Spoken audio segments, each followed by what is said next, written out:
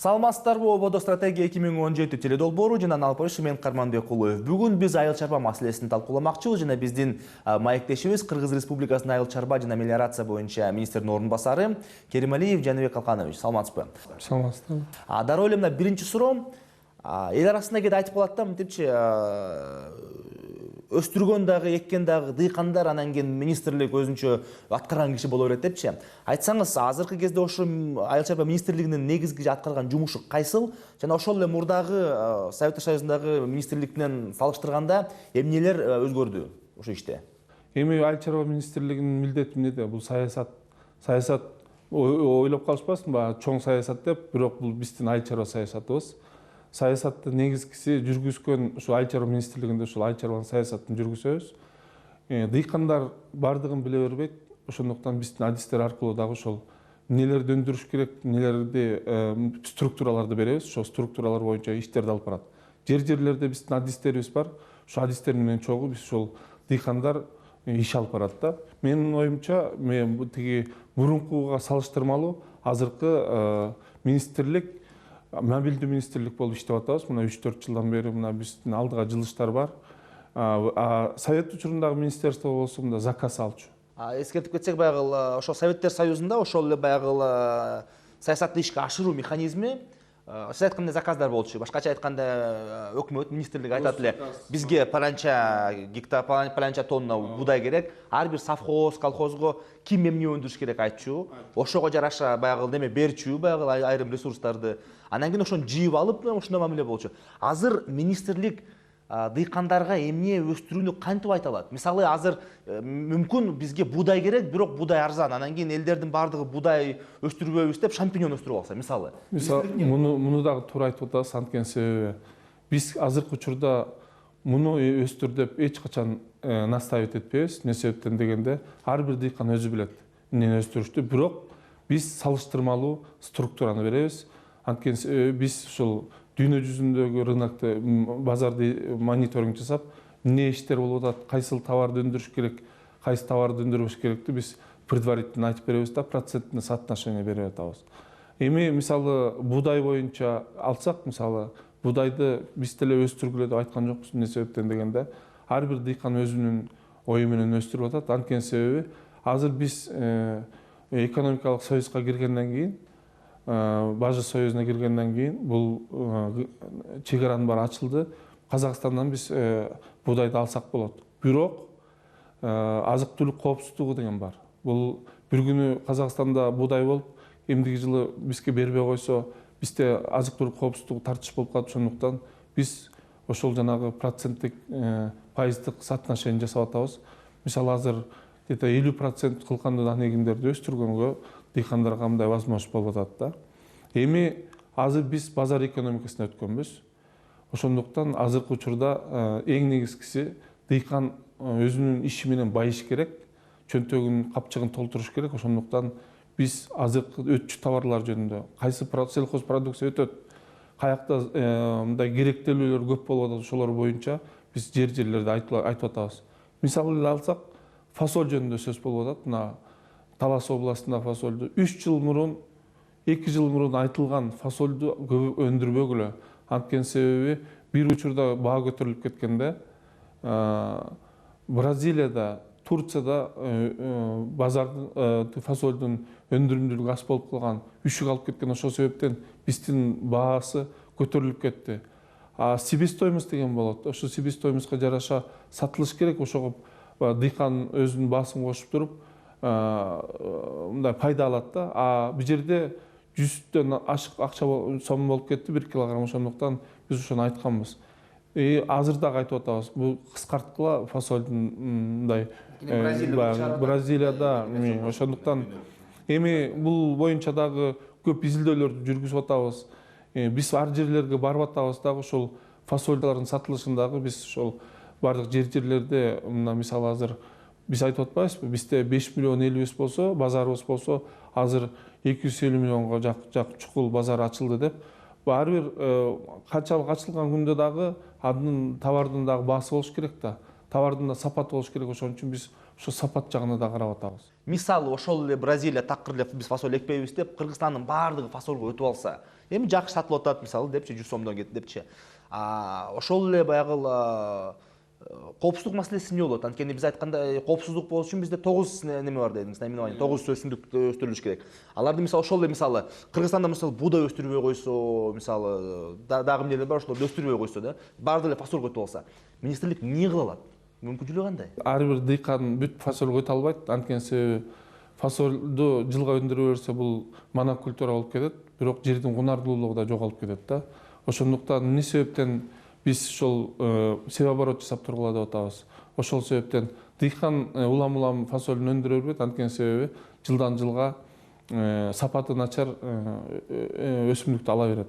Ошондуктан ушул иштерди дагы бул да саясат болуп эсептелет. Ошондуктан биз ушулардын баардыгын айтып атабыз да. Азыркы учурда баардык экономист болуп калды.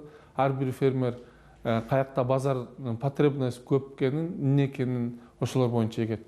Эгерде айыл чарба министрлиги ушуну өстүргүлө деген күндө дагы эч качан өндүрбөйт. Эмне себептен дегенде сатылышына жараша да болуш керек. Ошондуктан мен ойлойм, азыр фермерлердин баардыгы акылдуу. Мына ошол азыр экспорт маселесин кичине чымчып өтсөк, Кыргызстандан өндүрүлгөн айрым продукция, мисалы ошол эт, айрым өлкөлөргө көп киргизилбей атат деген бир топ сөз чуу болду. Анан кийин ошо азыр абал кандай? Биз азыр Евразия экономикалык биримине кирдик. Кыргызстандын эти эми мисалы ошо Евразия экономикалык эмесине жакшы кете береби же кандайдыр бир тоскоолдуктар барбы? Канчалык деңгээлде ошол эле баягы малдын идентификациясы бүттү? Анткени биз угуп жүрөбүз баягы бул мал эмне деген мал, кандай неме алды, баягы кандай прививкаларды алган, адал өлдүбү же арам өлдүбү, алардын баарын эч ким билбейт. Документтер керек, документтер биздин көп малчыларыбызда жок экен. Эми бул жерде бул көтөрүп аткан маселеңиз абдан туура. Эмне себептен дегенде ушул эт продукциясы ошо чет мамлекетке өткөрүү боюнча чоң приоритеттүү маселе болуп эсептелиш керек. Бирок азыркы учурда чек аранын жабыктыгынан биз эт продукциясын жөнөтө албай атабыз. Эмне себептен дегенде 2 жыл мурун яшур оорусу чыккан. Бул яшур оорусу чыккандан кийин өзүнчө ушул ветеринариянын тармагында эл аралык эпизоотиялык бюро деген бар. Ошолор границаны жаап коюшкан да. Бул алардын шарты боюнча обследование жүргүзгөндөн кийин территорияны лечение болгондон кийин аны 2 жылдан кийин ачылат деген определениясы бар да. Ошондуктан Кудай буйруса быйыл 2 жыл болот. Ошо ачылышы мына ветеринардык кызмат иштеп атышат, ачылат. Эт продукциясы да кете баштайт. Эт продукциясын сурагандар көп. Кытай мамлекети сурап атат, араб мамлекеттери сурап атат. Биз ойлойбуз бул эт продукциясы кетет го деп. Бирок фитосанитардык граница ачык. Бул боюнча иштердин баары алып барылып атат. 15 предприятие реестрден өткөн.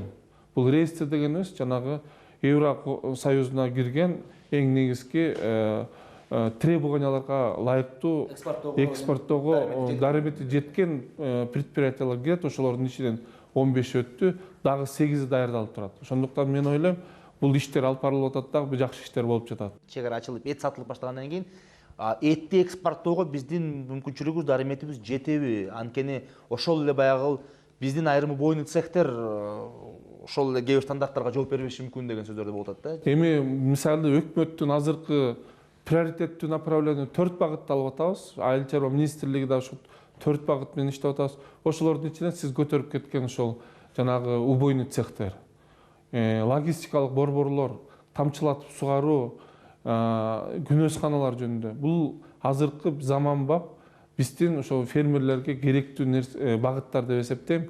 Мына убойный цехтер сиз айтып атасыз, ошол чет мамлекетке сатыш үчүн этти өзүнүн тоңдурмасы болуш керек. Канча процентте тоңдурулуш керек деген нормалар болуш керек.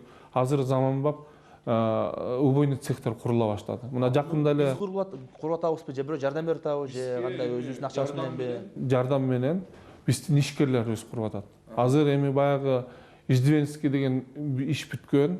Азыр мамлекетте бардыгы кимдин колунан келсе иштерди алып барып атат. Ошондуктан Төрө деген жакында убойный цех курулду. А жерде бүт европалык шартта азыркы дүйнөлүк нормада союлчу чоң логистикалык борбор ачылды, убойный цех. Ошол себептен биздин премьер-министрдин тапшырмасы менен бардык райондордо, бардык областтарда бирден убойный цехтер ачылсын деген логистикалык борборлор деген тапшырмалар болуп атат.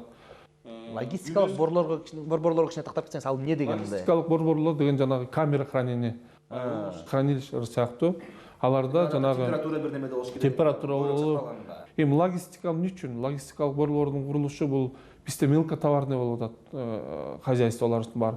Ошолор дыйкандар бир логистикалык борборлорго чогултуп өзлөрүнүн өндүргөн продукцияларын анан ошол жерден сатылса деген оюбуз. Анткени себеби заявкалар түшүп атат чоң-чоң көлөмдө. Ошол көлөмдөрдү биз аткара албай калышыбыз да мүмкүн. Ошондуктан биз ошолордун баарын мониторинг жасап, ошондой логистикалык борборлор курулса, Кудай буйруса, ошол жерлерге сактап, ошол жерден баягы продукциялар кетсе деген оюбуз. Логистикалык борбор булар дагы жеке менчикте же булар мамлекеттик карамактабы? Эми азыркы учурда бардыгы жеке менчик болуп эсептелиш керек. Анткени себеби мамлекет тарабынан кредиттер берилип атат, өзүңүз билесиз. Мамлекет тарабынан ошол логистикалык борборлор үчүн жанагы станоктору, ар түрлүү мындай керектүү материалдары берилип атат. Мисалы ошо польский кредит боюнча эле ошо кайра иштетүү боюнча, тамчылатып сугаруу боюнча болобу, күнөөсканалар боюнча же болбосо ушул жанагы этке убойный цех курам дегендердин бардыгына ошондой кредиттер берилип атат. Мына азыр тамчылатуу сугаруу боюнча бир суроо болуп кетти. Мындайчы, бизде айрым аймактарда, мисалы ошол эле Баткен тараптарда суунун жетишпегендигинен бир топ кыйналган чарбачылыктар бар. Ал жакта ошол тамчылап сугаруу ыкмас. Эми бул жөнүндө көптөн бери айтып жүрөбүз да бизчи. Бир 10 жыл болду окшойт мындай кеңири элибиз талкуулагангачы. Бирок ошого карабастан мынтип жалпы баарын элдин арасына тарап кеткен жок да эмнегедирчи? Неге? Бул кымбат болуп атабы, же кыйын болуп атабы, же татаал болуп атабы? Азыр ар бир дыйкан өзү баштап кетпейт. Эмне себептен дегенде, мурда билсе да билбесе да баштай беришчү. Азыр окуу керек да, окутуу боюнча. Логистикалык күнөөсканалар боюнча окутууларды биз жүргүзүп атабыз. Министрликте Биздин министрлик окутуулар бар, күнөөскалар боюнча. Демек, каалоочулар болсо министрликтен сурап келип курска жазылса болот. Курстарды анан кийин алар иштерин алып барып атат. Ошончо дагы атайын биздин адистерди чакырып, кандай куруш керек бул тамчылатып сугаруу боюнча, күнөөсканаларды кандай кылыш керек деген ушундай көптөгөн консультацияларды алып атат. Азыр агрономдорду сурап атышат. Теплица жасагандар агроном керек экен, ушундай оорулар пайда болот экен, кандай кылыш керек экен, ушулардын баарын бизге агроном бергиле деп. Ветврачтарды сурап атышат, мисалы айылдарда мындай эпидемиялык оорулар чыгып атат, ушулардын баардыгына биз ветврачтар жетишпейт. Ошондуктан биз учурунда айыл чарбасынын адистиктерин унутуп калганбыз. Азыр болсо мына заман өзгөрүү болгон сайын талаптар көбөйө баштады да. Айыл чарбасында иштердин баары айыл чарбасында болот экен деп көптөр айыл чарбасына мындай кайрыла баштап, айыл чарбасынын багытында иштей башташты. Эми айта кетет элем, мына быйылкы жыл жакшы жыл болду деп айтып атабыз. Өзүбүздүн ВВПга 186 миллиард сом киргиздик биздин дыйкандарыбыз. 400 миллиард деп айтып атпайбызбы? Ошондо канча процент ошондо жарым, почти жарым пайызы биздики айыл чарбалыгынан киргизип атат. Ошондо өсүү темпибиз 106,2% түстү. Бул 2014-жылга салыштырмалуу. Мына ойлоңуз, бул айыл чарбасынын өнүгүшү. Эми Европалык Союзга кирип алгандан кийин биздин продукциялардын бардыгы дагы чет мамлекет ошол эле Казакстан, Россияга кете баштады. Азыр жанагы стандарт кандай упаковка кылыш керек, кандай маркировка кылыш керек, ошол окутууларды жүргүзөбүз. Боюнча суроо да, баягы окутуу боюнча жана кадрлар даярдоо боюнча. Азыркы учурда ошол айыл чарба кадрларын, айыл чарба адистерин даярдоо кандай деңгээлде турат? Бул жакта кандай? Бизде кадрлар барбы, жокпу? Айыл чарба илими, айыл чарба негизи азыр жакшы боло баштады десем айтсам болот. Эмне себептен дегенде, азыркы учурдагы агрардык университет өзлөрүнүн кадрларын жакшы тарбиялай өстүрө башташты. Практикалык мына биз менен тыгыз байланышта иштеп атышат. Ошондой практикага чыгып иштерди алып барып атышат. Бирок илим изилдөө институттар, кээ бир институттар иштебей калды. Эмне себептен дегенде, мына ошол эле үйрөнчүлүк институт. Бир да азыр үйрөн чыгарган жок. Биз өзүбүздүн айыл чарба министринин астында атайын сортторду сыноо деген станциябыз бар. Ошолор аркылуу сем инспекция аркылуу иштерди алып барып атабыз. Ошондуктан мен ойлойм ушул жагындагы алдыга жылдырса деп. Эми негизги урматтуу президентибиздин стратегиясында бул приоритет ирригацияга дагы мындай көз караштарды өзгөртүү, жаңы жерлерди киргизүү деген иштер көтөрүлгөн. Булардын аркасында дагы Айыл чарба министрлиги тарабынан аябагандай чоң иштер алып барылып атат. Национальный стратегия развитияга кирген программалардан эң негизгиси суу чарбасынан көп кирди. Ошондон жанагы бизге 8 милдет коюлган, ошо 8 милдет боюнча биз иштерди алып барып атабыз. Эң негизгиси азыр үйрөнчүлүк чарбаларын жакшыртуу, асыл тукум чарбаларын жакшыртуу деген ошолордо приоритет болду эле. Ошол стратегияга кирген, ошол боюнча дагы каржылануу болду, үйрөнчүлүк чарбалар уюшулду, асылдандыруу, уруктандыруу чарбалары уюштурулуп, чет мамлекеттен ар түрлүү уруктар алып келинди, жакшы породалуу малдар алып келинди, букалар алып келинди. Биз ошолорду азыр башка фермерлерге таратууга иштерди алып барып атабыз. Биз азыркы учурда мыйзамдарды өзгөртүүлөр жүргүзүп атабыз. Мына Айыл чарба министрлиги саясаты эмне, Айыл чарба министрлигинин эмне кереги бар дегендерге мен айта кетет элем. Ушул мыйзамдарды өзгөртүп атабыз. Биз мурунку мыйзамдарды карап, азыр биздин фермерлерге, дыйкандарыбызга ылайыктуу ошолордун иштери алып барыш үчүн, ошолордун жумушу алдыга жылыш үчүн ошо мыйзамдарды да өзгөртүп атабыз. Акыркы суроо, азыр глобалдык климат өзгөрүп атып, баягы кыштай болбой калды, кээде баягы кургакчылык болуп калып атат, кээде тескерисинче үшүк алып кетип атат немелердичи. Канчалык деңгээлде ушу министрлик азыр дыйкандарга климаттык өзгөрүү баягы ошолор боюнча жардам берип, мүмкүн кеңеш берип турганга да деги министрлик ушу климаттык өзгөрүү боюнча кандайдыр бир иштерди жүргүзүп атабы? Туура айтып атасыз. Бул министрлик тарабынан ушул эң негизги иш да. Эмне себептен дегенде биз метеослужба менен тыгыз байланышта болуп, ошол алынган данныйлардын бардыгын биз райондорго жеткизип, ушул алдын ала биз прогноздорду айтып атабыз. Эми негизги кургакчылык болуп калса, аябагандай кыйынчылык болуп өтпөс үчүн жана суу сактагычтарыбызга сууларды толтуруу учурларында жанагы БСР, БДРлер деп ошолорго сууларды толтуруу, күз мезгилинде тоңдурмаларды айдоо деген илгери болчу, андан кийин болбой калган. Биз 3 жылдан бери ушу тоңдурмаларды да айдатып атабыз. Анан кийин эң негизгиси 2014-жылдагы кургакчылык бизге аябагандай чоң урок болду. Ошондуктан суунун жеткириши, суунун водоворот деп коебуз. Сууну ошону үйрөндүк биз. Рахмат, Жаныбек Алканович. Урматтуу телекөрүүчүлөр, бул стратегия 2017 теле долбоору болду жана бүгүн биз айыл чарба маселеси боюнча сөз кылдык. Өзүңөр байкагандай эле бир топ багыттарда, айыл чарба багыттарында министрлик иштерди алып барып жатат. Бирок менин оюмча мындай жыйынтыктаганда эң негизги эки бир жыйынтык. Бул биринчиден биз айыл чарбага кичине мамилебизди өзгөртүшүбүз керек, анткени айыл чарба деген бул жөн эле дыйкандар талааны эмес, бул ошол эле биздин дасторконубузда эмне бар, биз эмне жеп атабыз, биздин ошо азык түлүк коопсуздугубуз деген маселе да. Андыктан бул жаатта биз дагы мамилебизди өзгөртүп, көбүрөөк көңүл буруп, мүмкүн акча берип, ошол эле дыйкандарга, айылдагы биздин туугандарыбызга кичине көбүрөөк жардам берсек деген мындай биринчи жөнөкөй жыйынтык. Экинчи маселе бул албетте бул глобалдык климаттык өзгөрүү, өзүңөр көрүп атасыңар.